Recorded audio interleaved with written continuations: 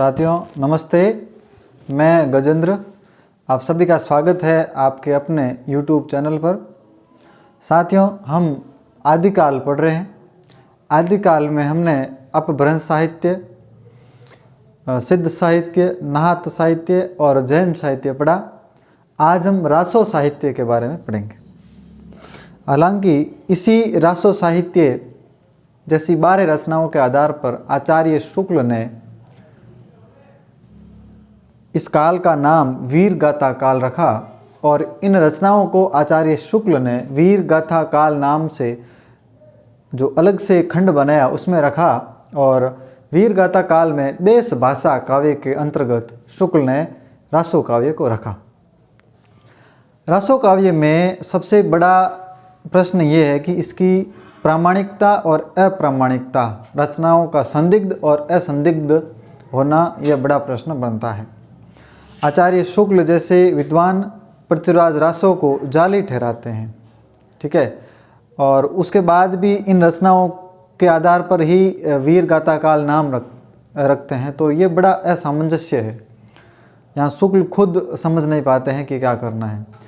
हजारी प्रसाद द्विवेदी जैसे विद्वान इनको अर्ध प्रामाणिक मानते हैं और कुछ विद्वान कर्नल टॉड जैसे विद्वान इनको प्रामाणिक मानते हैं। तो अब ये एक द्वंद्व चलता है, ठीक है। तो हमारा ये मानना है कि इनमें से कुछ रचनाएं प्रामाणिक है, कुछ अप्रामाणिक है और कुछ रचनाओं में इनका जो पूर्वार्ध है वो प्रामाणिक है, उत्तरार्ध अप्रामाणिक है, ऐसा भी माना जाता है। मूलतः ये रचनाएं आदि काल में ही लिखी गई। कुछ विद्वान कवि वृत्त संग्रह करने वाले वो कहते हैं कि ये रचनाएं मध्यकाल में रची गई, लेकिन ये बिल्कुल गलत है। मध्यकाल में ये रचनाएं नहीं रची गई। मध्यकाल की भाषा शैली भी इन रचनाओं की नहीं है, तो इन रचनाओं को मध्यकाल में नहीं माना जा सकता। ये रचनाएं आदि काल में ही रची गई। क्यों रची गई? क्योंकि आदिकाल की भाषा और इनका जो पूर्वार्ध है वो आदिकाल की रचनाओं के जैसा ही है। इनका जो उत्तरार्ध है, कुछ भाग है, वो प्रक्षिप्त है, यानी बाद में जोड़े गए हैं। प्रक्षिप्त अर्थात बाद में जोड़े गए हैं, ठीक है। तो वो मध्यकाल के जो राजा महाराज थे उनको बाद में इनमें मतलब प्रक्षिप्त रूप में जोड़ा गया। तो आज हम रासो साहित्य क्या है इसके बारे में पढ़ते हैं। रासो काव्य की जो ये प्रवृत्तियाँ क्या है उनके बारे में पढ़ते हैं और आचार्य शुक्ल जैसे विद्वान क्या कहते हैं। रासो साहित्य, इसमें डॉक्टर नगेंद्र ने 2 लाइन लिखी है, वहीं से मैं लेकर आया हूँ। डॉक्टर नगेंद्र कहते हैं कि इन काव्यों की विषय वस्तु का संबंध किससे है? राजाओं के चरित्र और प्रशंसा से है। राजाओं के चरित्र और प्रशंसा से है, ऐसा डॉक्टर नगेंद्र कहते हैं और सभी विद्वान लगभग ऐसा ही मानते हैं और ठीक भी है। चारण कवि या अन्य कवियों ने अपने जो राजा जिन राजाओं के आश्रय में वो रहते थे उन राजाओं की प्रशंसा के रूप में इन रासो काव्यों को रचा, ठीक है। जिसे माना जाता है कि चंद्रबरदई पृथ्वीराज के दरबारी कवि थे, तो उन्होंने पृथ्वीराज के बारे में शौर्य गाथा लिखा, पृथ्वीराज रासो। इसी तरह बिसलदेव के बारे में नरपति नाले ने लिखा, तो वो भी माना जाता है कि यह भी इनके दरबारी कवि थे, जिनको विग्रहराज चतुर्थ के नाम से जाना जाता है, ठीक है। तो ये बातें आती है।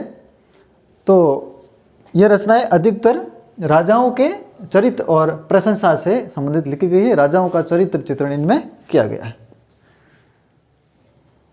आगे कहते हैं कि रासो काव्यों की रचना आदिकाल में ही हुई।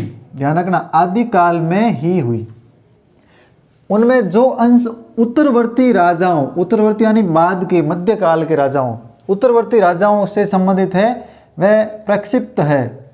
प्रक्षिप्त है का मतलब है बाद में जोड़े गए हैं। बाद में राजाओं ने, जो मध्यकाल के राजा हुए, उन्होंने जो पहले आदिकाल में राजा हुए, फिर उन राजाओं के जो उत्तराधिकारी हुए, उन्होंने अन्य कवियों से अपनी शौर्य गाथाएं उनमें ऐड करवा ली। उन्हें प्रक्षिप्त कहा गया है।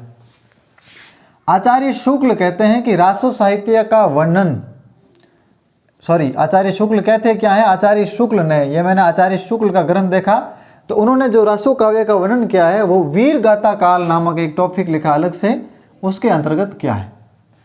आचार्य शुक्ल ने रासो साहित्य का वर्णन क्या किया है, वीर गाथा काल के अंतर्गत किया है। और वीर गाथा काल में ही इन रचनाओं को आचार्य शुक्ल देश भाषा काव्य बताते हैं, क्योंकि देश भाषा काव्य के अंदर ही इन रचनाओं को उन्होंने उल्लेख किया है, इसलिए इन रचनाओं को शुक्ल देश भाषा काव्य बताते हैं।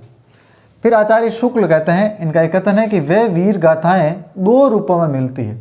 यह वीर गाथा काल के अंतर्गत जो रचनाएं हैं जिनके आधार पर रासो साहित्य रचा गया, ये दो रूपों में मिलती है। दो रूप कौन कौन से हैं? एक तो है प्रबंध काव्य के साहित्यिक रूप, दूसरा वीर गीत मुक्तक बैलाड्स के रूप में।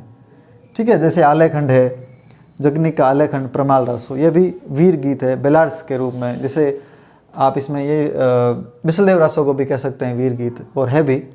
तो प्रबंध काव्य के साहित्यिक रूप में मिलती है, और दूसरी वीर गीतों के रूप में।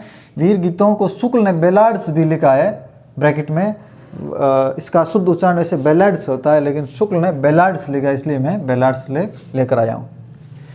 फिर शुक्ल कहते हैं कि साहित्यिक प्रबंध के रूप में जो प्राचीन ग्रंथ उपलब्ध है वह है पृथ्वीराज रासो। पृथ्वीराज रासो, यह आचार्य शुक्ल का हुबहू कथन है कि साहित्यिक प्रबंध के रूप में, साहित्यिक प्रबंध के रूप में जो प्राचीन ग्रंथ उपलब्ध है वह है पृथ्वीराज रासो, ऐसा शुक्ल कहते हैं।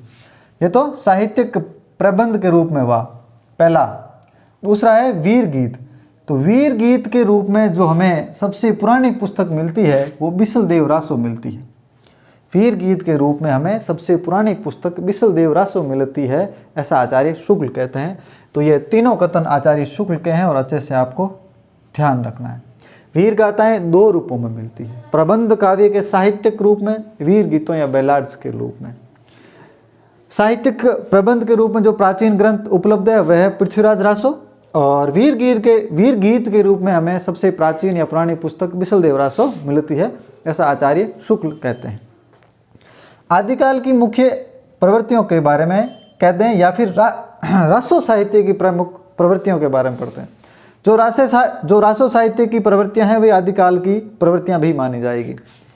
तो रासो साहित्य की रचनाएं अधिकतर संदिग्ध है, मतलब प्रामाणिक नहीं है। अधिकतर रचनाएं संदिग्ध है, अप्रामाणिक है।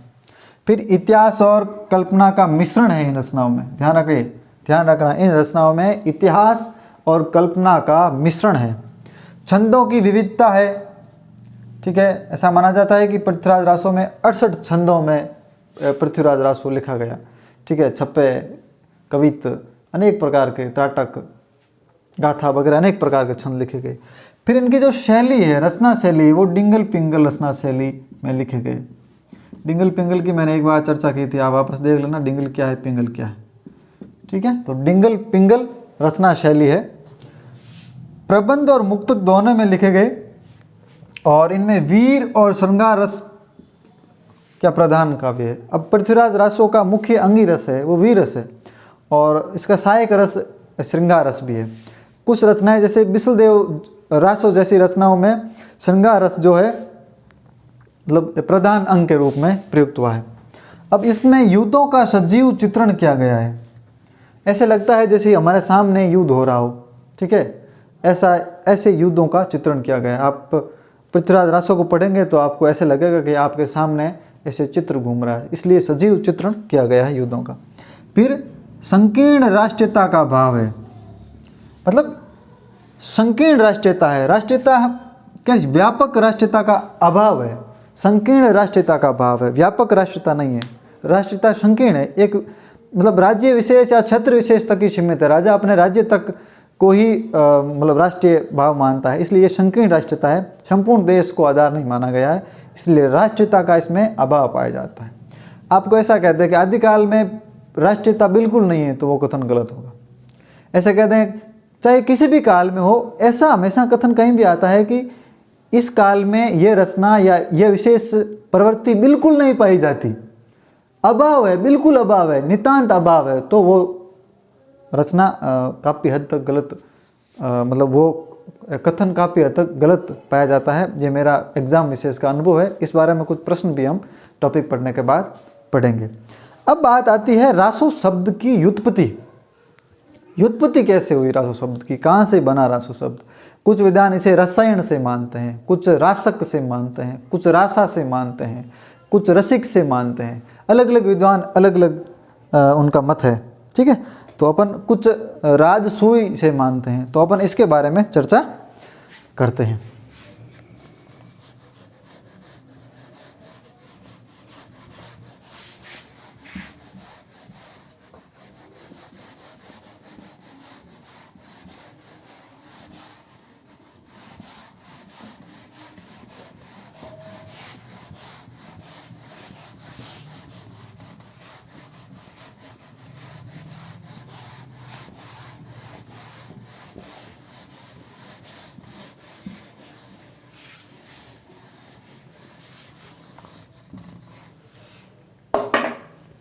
रासो शब्द की व्युत्पत्ति, हेडिंग डालें चाहे रासो शब्द की व्युत्पत्ति।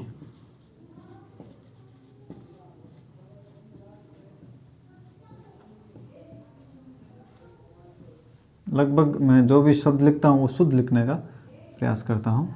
तो रासो शब्द की व्युत्पत्ति, तो इसमें आप एक तरफ हेडिंग डालें विद्वान,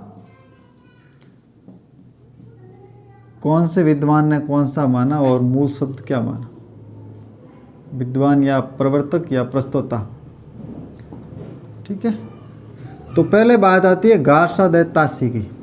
इन्होंने भी रासो शब्द के संबंध में अपना मत रखा है। गार्षा तासी का माना था ये राजसूय से रासो बना है। बस अपने को इतना ही मानना है। ऐसा ही पूछा जाता है कि राजसूय से रासो शब्द की उत्पत्ति किसने मानी है, तो गार्षा तासी ने। अब कुछ विद्वान जैसे श्यामल दास, श्याम सुंदर दास नहीं है, ध्यान रखना, कविराजा श्यामल दास जो राजस्थान वाले, काशी प्रसाद जायसवाल,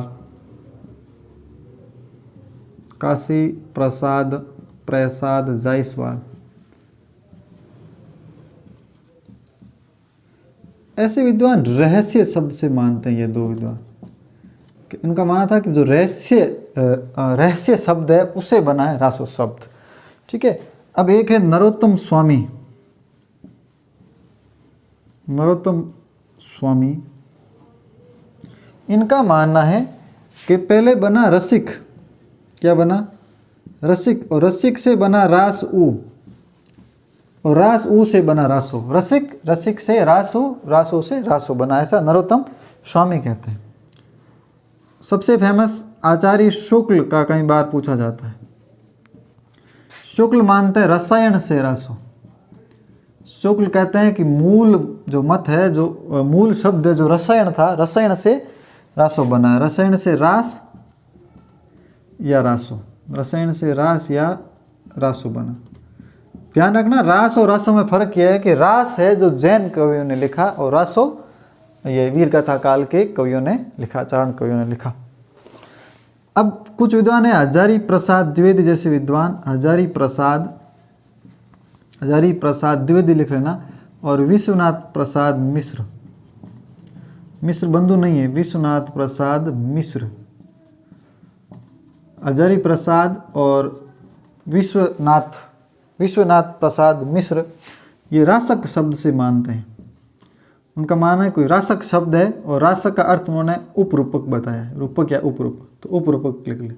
हजारी प्रसाद ने रासक शब्द को उपरूपक बताया, रासक शब्द का अर्थ। तो हजारी प्रसाद और विश्वनाथ प्रसाद मिश्र रासक शब्द से उत्पत्ति मानते हैं।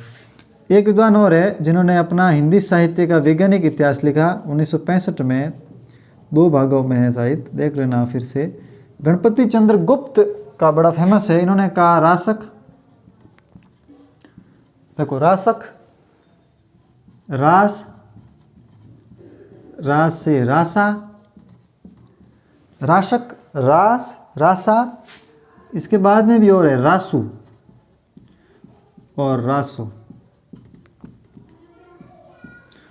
ठीक है, तो याद रखना गार्षा तासी बहुत ही महत्वपूर्ण है, राजसूय माना है। ठीक है, आचार्य शुक्ल का बहुत ही महत्वपूर्ण है, रसायन माना है, रसायन से रास, रासो। हजारी प्रसाद द्विवेदी और विश्वनाथ प्रसाद मिश्र ने माना है रासक से, ये जो मैंने जो भी ऐसे स्टार किए हैं ये एग्जाम में पूछे जा चुके हैं और सुमेलित में पूछा जा सकता है आगे भी। रासक को हजारी प्रसाद द्विवेदी नाटक आदि का उपरूपक माना था। अब हम पढ़ते हैं मुख्यतः जो रासो काव्य है उनकी रचनाओं के बारे में। साथियों, अब खुमान रासो पढ़ते हैं। रासो साहित्य में खुमान रासो जो है प्रबंध काव्य है। याद रहे, खुमान रासो प्रबंध काव्य है और इसकी रचना दलपति विजय नामक व्यक्ति ने की। ध्यान रखना, खुमान रासो प्रबंध काव्य है और इसकी रचना दलपति विजय ने की। और आचार्य शुक्ल जो है, इन्होंने खुमान रासो का समय 9वीं सदी माना। ठीक है, 9वीं सदी का ग्रंथ माना है आचार्य शुक्ल ने खुमान रासो को, याद रखना। और इस ग्रंथ की प्रामाणिक हस्तलिखित प्रति पूना संग्रहालय में सुरक्षित है। आज भी इस ग्रंथ की, खुमान रासो की प्रामाणिक हस्तलिखित प्रतिलिपि पूना संग्रहालय में सुरक्षित है। और ये 5000 छंदों का विशाल ग्रंथ है। ठीक है, ऐसा डॉक्टर नगेंद्र के इतिहास में लिखा है कि 5000 छंदों का एक विशाल ग्रंथ है। इसमें राजाओं की प्रशंसा इसका मुख्य प्रतिपाद्य है। डॉक्टर नगेंद्र ने अपने इतिहास में ऐसा लिखा है। ठीक है, क्या लिखा है कि राजाओं की प्रशंसा काव्य का मुख्य प्रतिपाद्य है। प्रतिपाद्य यानी मुख्य मूल उद्देश्य है। यही इसी उद्देश्य से यह ग्रंथ लिखा गया, राजाओं की प्रशंसा करना। इसकी भाषा जो है राजस्थानी हिंदी है, जिसमें इसमें जो छंद है वो दोहा, सवैया और कवित्त छंदों में इनकी रचना हुई। राजस्थानी हिंदी इसकी भाषा है खुमान रासो की। वीर रस तो है ही, वीर रस के साथ श्रृंगार रस की धारा भी इसमें बराबर बहती है। ठीक है, तो पहले हमने खुमान रासो की चर्चा की है। खुमान रासो एक प्रबंध काव्य है। आचार्य शुक्ल 9वीं सदी की रचना मानते हैं और इसकी रचना दलपति विजय ने की। इसमें राजाओं की प्रशंसा इसका मूल प्रतिपाद्य है और इसकी जो प्रामाणिक प्रति है वो पूना संग्रहालय में सुरक्षित है, हस्तलिखित प्रति। उसके बाद ये 5000 छंदों का विशाल ग्रंथ है। इसकी भाषा राजस्थानी हिंदी है। दोहा, कवित्त आदि छंदों में लिखा गया, दोहा, सवैया और वीर रस के साथ श्रृंगार रस की धारा भी बराबर बहती है। अब एक महत्वपूर्ण ग्रंथ का नाम है बिसलदेव रासो। बिसलदेव जो खुद है वो विग्रह राजा को कहा जाता है, जो एक अजमेर का राजा था। ठीक है, उसका दरबारी कवि माना जाता है नरपति नाले। तो नरपति नाले ने लिखा है बिसलदेव रासो। ठीक है, तो बिसलदेव वहाँ का राजा था और बिसलदेव या विग्रहराज की शादी विग्रहराज चतुर्थ, ठीक है, तो विग्रहराज चतुर्थ की शादी भोज परमार की पुत्री राजमती के साथ होती है। तो इसका नायक जो है इस रासो का, बिसलदेव रासो का, बिसलदेव खुद है या विग्रहराज चतुर्थ है जो चौहान शासक था और इसकी नायिका राजमती है। ये इस नायिका का नाम कई बार एग्जाम में पूछा जा चुका है। ठीक है, रूपमती, राममती, राजमती ऐसे नाम देखे तो राजमती आपको नाम याद रखना है, वो इसकी नायिका है। ठीक है, इसकी रचना आचार्य शुक्ल विक्रम संवत 1212 मानते हैं, अर्थात ईस्वी सन में माने तो 1155 ईस्वी। यह मूलतः गय काव्य था, गीत, और इसे आचार्य शुक्ल ने सर्वप्रथम मिलावा वीर गीत भी कहा है। इसके 4 खंड है, 4 खंडों में ये बांटा गया है। ठीक है, अलग अलग खंडों में। इसमें जो राजा की बिसलदेव की शादी, भोज के मालवा के भोज परमार की पुत्री राजमती के साथ शादी, राजा का रूट कर उड़ीसा चले जाना, फिर रानी का पीछे विरह में रहना और फिर वापस राजा का आना और उन दोनों का पुनर्मिलन, इसका चित्रण किया गया है। और ये इसमें 12 मासा का पहली बार मतलब चित्रण मिलता है। डॉक्टर कुसुम रॉय जो इतिहासकार है, जिन्होंने हिंदी साहित्य का इतिहास लिखा है 2 भागों में, उन्होंने कहा है कि ये जो बिसलदेव रासो में 12 मासा जो है अश्विन माह से शुरू होता है। ठीक है, अश्विन माह से शुरू होता है। तो इसके बारे में हम कुछ बातें जानते हैं। तो बिसलदेव रासो मूलतः वीर गीत है। वीर गीत मुक्तक ही होते हैं, ध्यान रखना। तो खुमान रासो प्रबंध काव्य की रचना है, बिसलदेव रासो वीर गीत है। इसकी रचनाकार है, इसके रचनाकार नरपति नाले है, जो एक बिसलदेव के ही राज दरबारी थे। विग्रहराज चतुर्थ जो राजा का नाम था, बिसलदेव रासो या विग्रहराज चतुर्थ एक ही नाम है। 1212 विक्रम संवत इसकी रचना, इससे हम ईस्वी सन में 1155 ईस्वी मानते हैं, याद रखना है। बिसलदेव रासो के 4 खंड है, आचार्य शुक्ल ने माने। आचार्य रामचंद्र शुक्ल ने बिसलदेव रासो के 4 खंड माने। चारों खंडों पर प्रश्न बनता है, आरपीएससी पूछती है कई बार। तो बिसलदेव रासो का पहला खंड है वो है मालवा के राजा भोज परमार की पुत्री राजमती जो नायिका है सांबर यानी अजमेर सांबर, बिसलदेव का विवाह होता है इसके साथ। राजमती से बिसलदेव का विवाह, ध्यान रखना नायिका राजमती। दूसरे खंड में बिसलदेव का राजमती से रूट कर उड़ीसा चले जाना और वहाँ 1 वर्ष रहना, याद रखना उड़ीसा चले जाना और वहाँ 1 वर्ष रहना। फिर तीसरे खंड में है रानी का वीर्य वर्णन और बिसलदेव का उड़ीसा से लौटना। तीसरे खंड में ध्यान रखना है, तीसरे खंड में क्या है, पहले खंड में क्या है, दूसरे खंड में क्या है, चौथे खंड में क्या है, यह भी प्रश्न बनता है। तो आपसे पूछा जाए कि रानी का वीर्य वर्णन कौन से खंड में, तीसरे खंड में। राजमती का वीर्य वर्णन और उड़ीसा से लौटना राजा का। चौथे खंड में है भोज जो है आ जाता है, अपनी पुत्री को घर ले जाता है आकर, और फिर बिसलदेव वापस आता है, वापस तो आ ही जाता है तीसरे खंड में, तो वहाँ से वापस आकर राजमती को चित्तौड़ से वापस लाता है। ये 4 खंड है, चारों खंडों को अच्छी तरह से ध्यान रखना है। अब कुछ बातें हैं बिसलदेव रासो के बारे में, जिनकी बातें हम कर लेते हैं। मूलतः कथन है कुछ प्रसिद्ध।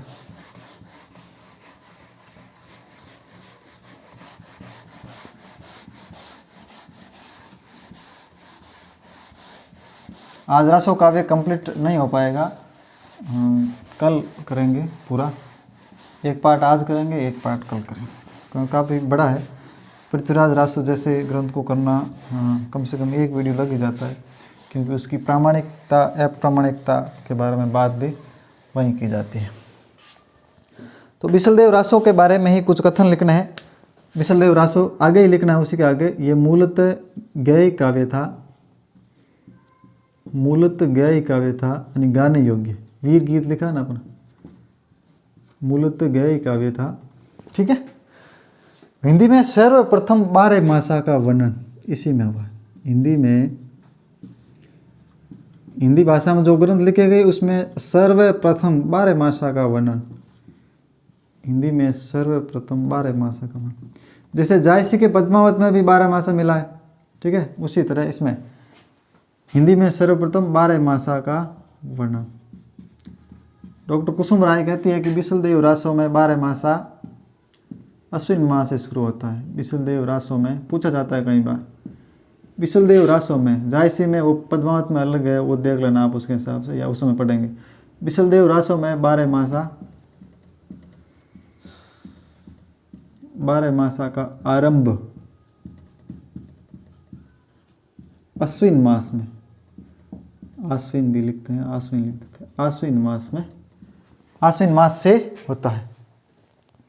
फिर यह रासो काव्य होते हुए भी पूर्णतः श्रृंगारिक काव्य है। रासो काव्य होते हुए भी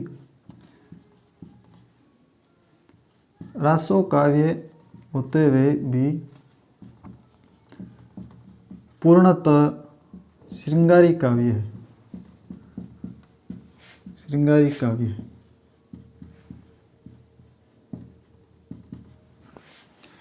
ठीक है, पूर्णतः श्रृंगारिक काव्य है।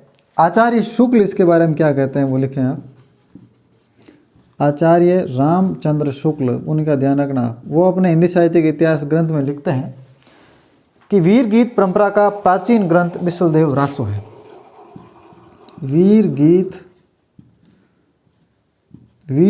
परंपरा का प्राचीन ग्रंथ बिसलदेव रासो। वीर गीत परंपरा का प्राचीन ग्रंथ बिसलदेव रासो ही है।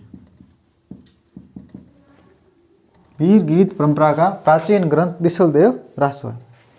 और आचार्य शुक्ल कहते हैं कि इस ग्रंथ में, यह भी आचार्य शुक्ल का ही कथन है, इस ग्रंथ में श्रृंगार की ही प्रधानता है, वीर रस का तो किंचित आभास मात्र है। इस ग्रंथ में श्रृंगार की ही प्रधानता है, वीर रस का तो किंचित आभास मात्र है, वीर रस का तो किंचित थोड़ा सा, किंचित देख लें कैसे लिखा है, किंचित आभास मात्र है, मतलब वीर रस का तो केवल आभास ही हो रहा है। ठीक है, वीर रस का किंचित आभास मात्र है। और शुक्ल आगे और कहते हैं, आचार्य शुक्ल का कथन है, ये तीनों कथन आचार्य शुक्ल के हैं। यहाँ आचार्य शुक्ल कहते हैं कि ये घटनात्मक काव्य नहीं वर्णनात्मक है, ये घटनात्मक काव्य नहीं है, ये घटनात्मक काव्य नहीं है, मतलब घटना प्रधान नहीं है, केवल दो घटनाएं, ऐसा आचार्य शुक्ल कहते हैं।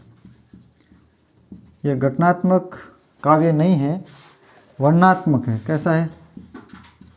वर्णनात्मक, वर्णनात्मक यानी इसमें वर्णन किया हुआ है। ठीक है, यह घटनात्मक काव्य नहीं है, वर्णनात्मक है। और आगे आचार्य शुक्ल कहते हैं कि इसमें दो ही घटनाएं हैं, इसमें दो ही घटनाएं हैं।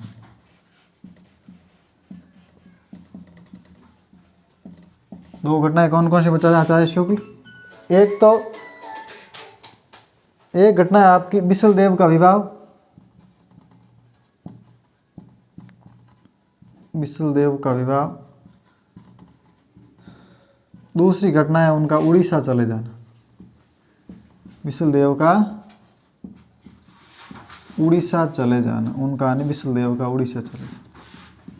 ठीक है, दो घटनाएं हैं। यह घटनात्मक काव्य नहीं है, वर्णनात्मक है, और इसमें दो ही घटनाएं हैं, बिसल देव का विवाह और दूसरा उनका उड़ीसा चले जाना। ये तीनों कथन आचार्य शुक्ल के हैं। तीनों कथन किसके हैं? आचार्य शुक्ल के हैं। तो आप इनको नोट कर लें, याद रखें।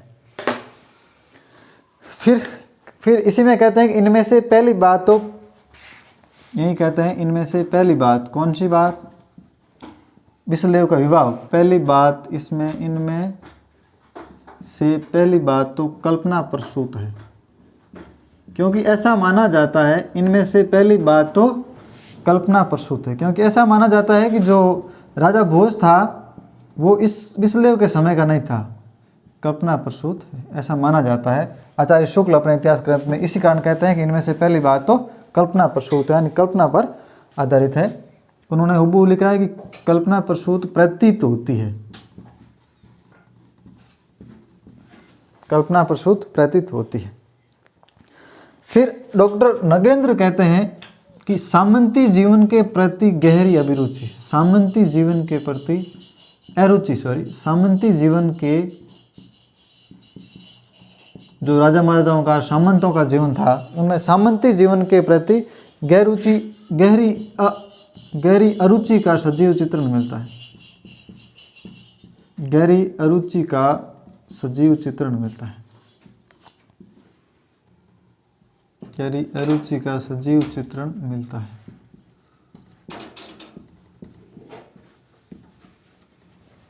सामंती जीवन के प्रति गहरी अरुचि का सजीव चित्रण मिलता है, ऐसा डॉक्टर नगेंद्र अपने इतिहास ग्रंथ में लिखते हैं। डॉक्टर नगेंद्र आप नाम लिख सकते हैं। फिर इसे खुद कवि ने क्या कहा है? स्त्री रसायन कहा है। स्वयं कवि ने, कौन? नरपति नाले ने, स्वयं कवि ने इसे स्त्री रसायन कहा है, इस काव्य को स्त्री रसायन कहा है, स्त्री रसायन का है। तो इन बातों का याद रखें और अपना बिसलदेव रासो यहीं कंप्लीट होता है। कल पढ़ेंगे बाकी का, अमी रासो, परमाल रासो, पृथ्वी रासो, जय चंद्र प्रकाश, जय मेघ, जय चंद्रिका, इन आदि का कल वर्णन करेंगे। वैसे विद्यापति के कीर्ति लता और कीर्ति पता का भी इसी में आते हैं, अब अपभ्रंश की रचनाओं में आते हैं, और इन वीर मतलब रासो काव्य के अंतर्गत आते हैं। उनकी जो विद्यापति पदावली है वो लौकिक साहित्य में आती है। तो बहुत बहुत शुक्रिया, आज इतना ही, कल मिलते हैं फिर।